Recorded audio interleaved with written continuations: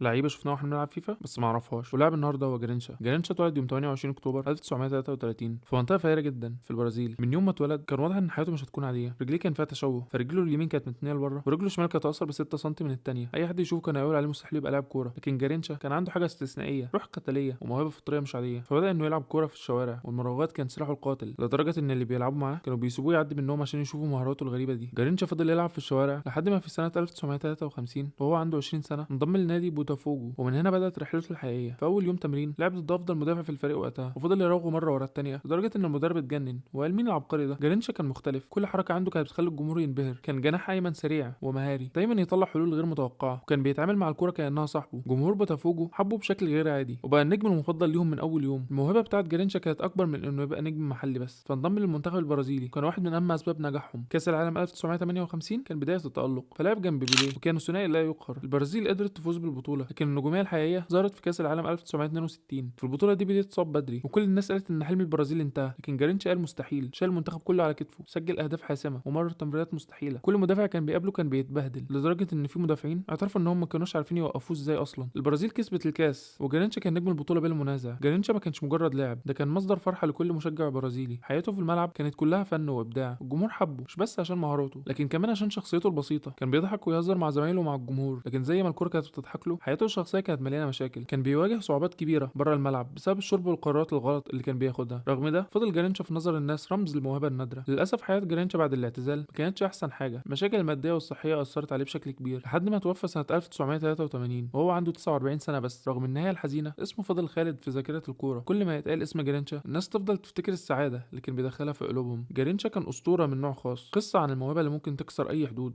فبرغم كل الصعوبات اللي واجهها قدر يثبت ان الحلم مفيش مستحيل يقدر يوقفه. لو عجبكم الفيديو ما تنسوش تعملوا لايك وسبسكرايب، تستنوا الفيديوهات الجايه.